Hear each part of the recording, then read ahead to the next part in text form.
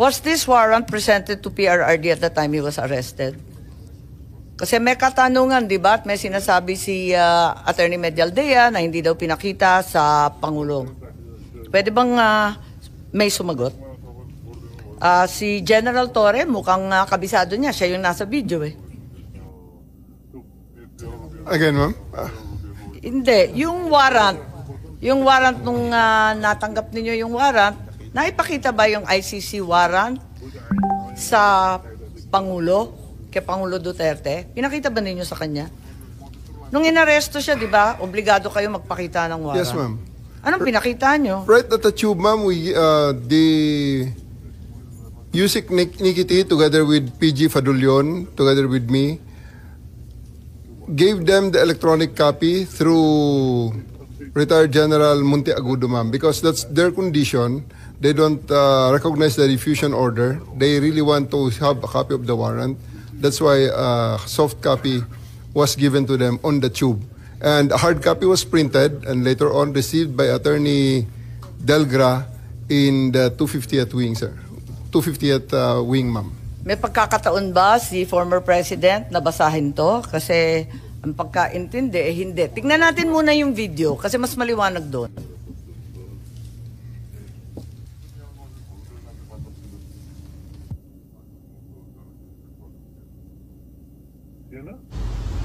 Pag umaresto ka ng tao, pag inaresto ka ng pulis, pwedeng hindi dala ng pulis ang warrant mo? Pwede. Sasabihin lang ng pulis kayo, oy, arestado ka, may warrant ka. Nasaan ang warrant? Doon sa istasyon, halika na. That's perfectly legal. Pag umaresto ka ng tao, pag inaresto ka ng pulis, pwedeng hindi dala ng pulis. So ang sabi po ninyo, hindi naman kailangan yung warrant eh, kaya hindi ninyo pinakita.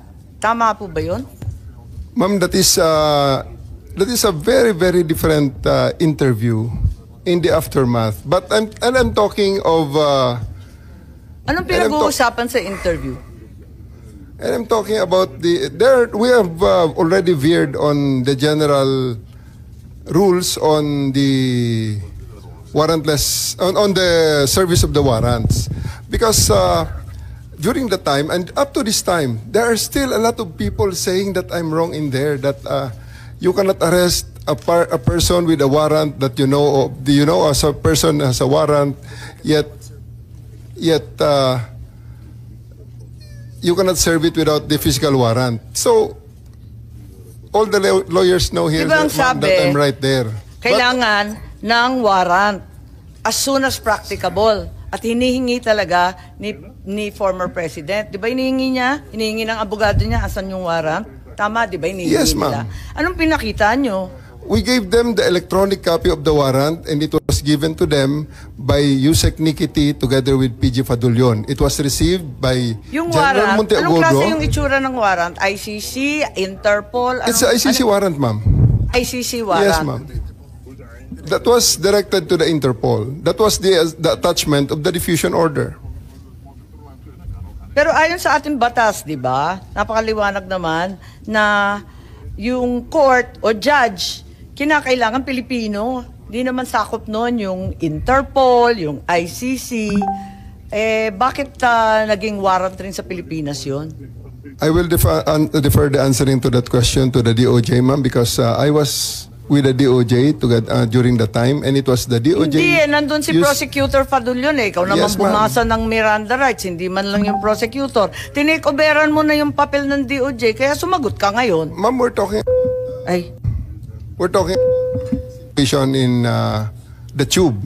Hindi, sinabi mo kasi, ang liwaliwanag, sinabi mo, hindi naman kailangan ng warrant eh. It's a different matter, ma'am. Altogether different matter. Bakit? Ilang warrant ba yan? One warrant, but different. That question on the interview is a different situation, ma'am. So, kailan mo pinakita yung warrant? Yung sinasabi mo electronic copy? The first time, ma'am, it is not At kanino? me. It was not me who showed the warrant. It was Yusek Nikiti together with PG Fadulion, together with me there in the tube of the plane. The former president is still there inside the plane. It was given to retired General Monteagudo, who is with the party. And because during the time, E.S. Mijaldea and the wife and Attorney Delgra had already went back inside the plane and told us, hindi kami lalabas kung wala kayong maipakitang warrant. Kaya nga, so, when was the accused finally shown the warrant of arrest? Di ba dapat as soon as practicable ang sinasabi? Kailan mo pinakita mismo kay former president? I believe, ma'am, the electronic copy is already acceptable now in the rules of court. Yun na nga, pero pinakita mo ba kay Presidente Duterte? It was not me who they invited inside the plane. It was the PCTC through General Alcantara, whom they invited inside the plane, showing to them and explaining to them the warrant. Ganun ba? Napaliwanag ba ninyo, Executive Director Alcantara? Kasi parang ang bilis-bilis lang naman ninyo dun sa eroplano. Ang nakita naming final warrant, 15 pages po. Ganun lang kabilis na nabasa Tama po yan, agad? 15 pages po. Pero i-present po namin kay President Duterte na nasa Nabasa niya lahat, 250. 15 pages? Ang bilis-bilis lang lumabas eh.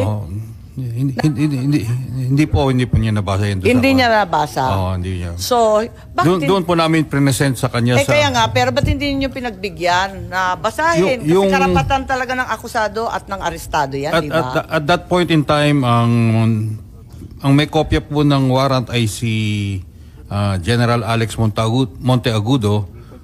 Nagbabapiring po sa telepono niya. Matagal pong mabuo dahil Siyempre, nasa airport. Oo, kaya Tapos nasa loob kaya ng nga po. aeroplano. Kaya nga so, po sa madaling sabi, kaya nga po nag-print kami ng hard copy. So pagdating po sa 250, doon na binigay sa kanila yung warrant. Madam Chair, just on the warrant. yes, Senator Cayetano, please go ahead. Just one insight on the warrant, and just to bolster my point kanina na bakit mas maganda na, or bakit essential for me my local court, no? If you look at paragraph 12, before you look at it, can anyone in the room here tell me, I know the former president was accused of extrajudicial killing, of crimes against humanity. Pag sinabi yung torture, pwede kasing bago mo patayin, di ba? Pwedeng emotional torture, pwede mong gulpihin torture. So, included na yan.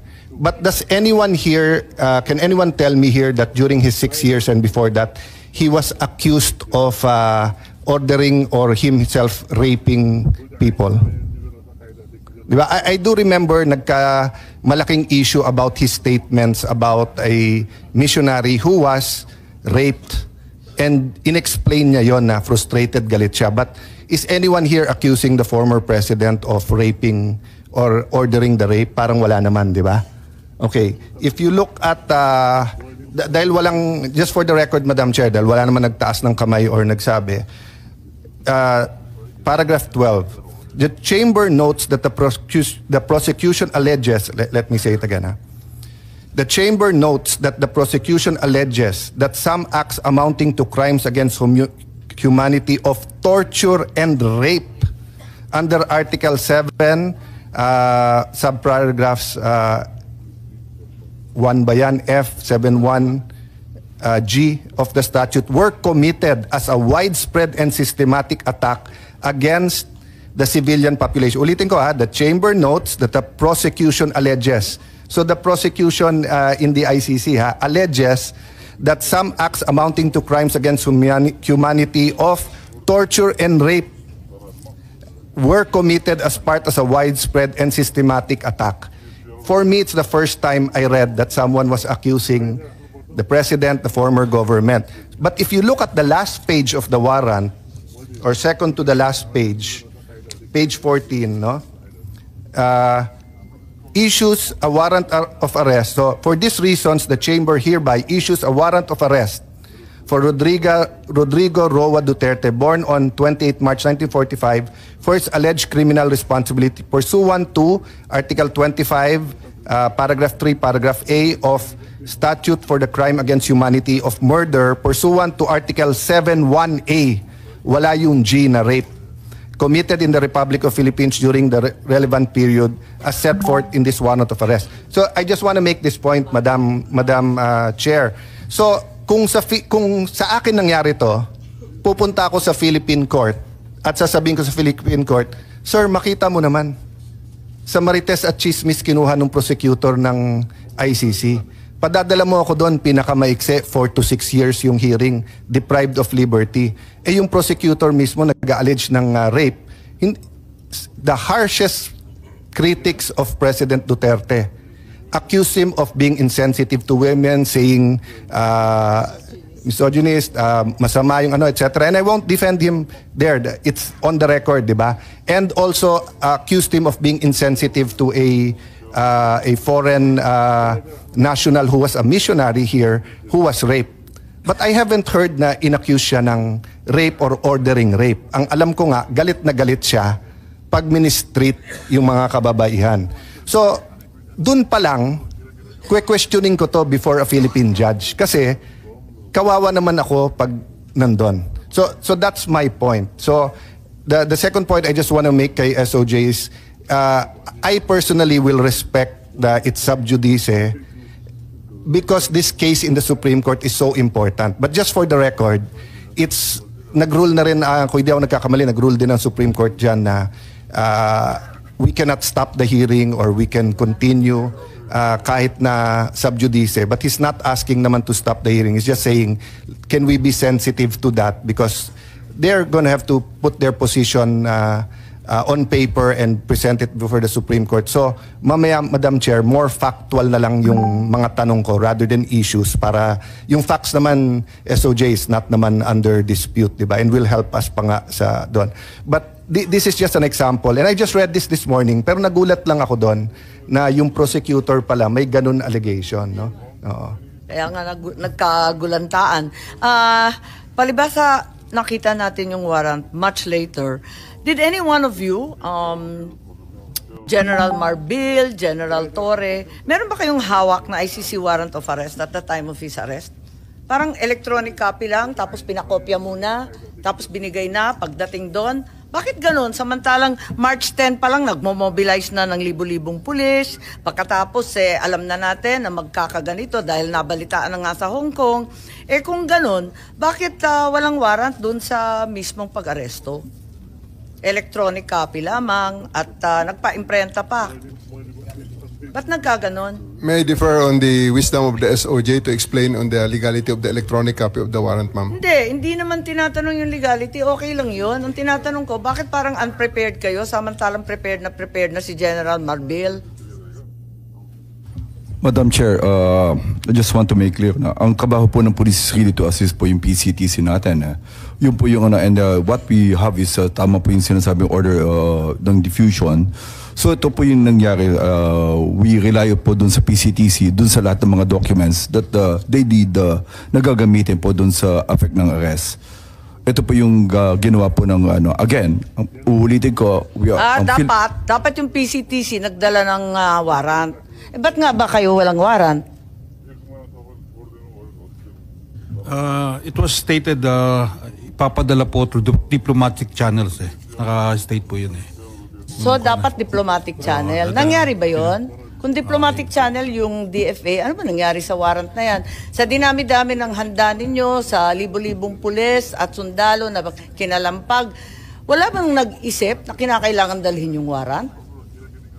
Your Honor, if I may, wala po kaming information o wala kaming natanggap at all.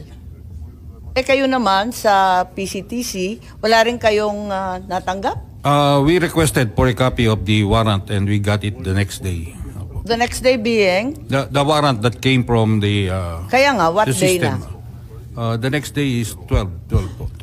So, hindi rin ninyo na ipakita kay Presidente Duterte?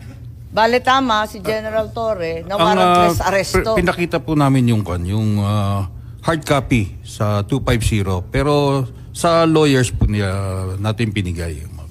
Madam Chair, can I clarify? Kasi ang sinasabi din na redacted copy lang ang binigay, hindi rin kompleto, kaya hindi nila mabuo at yun nga,